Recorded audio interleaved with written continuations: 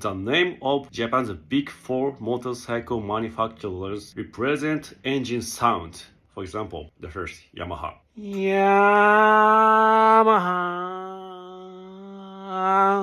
I think Yamaha is not real. The next, Suzuki. Suzuki! I think every Suzuki motorcycle sounds like this. The next, Honda.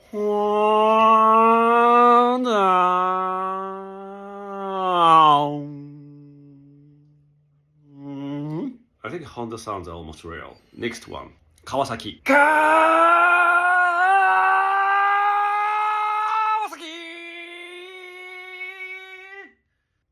I think this sounds like Kamehameha.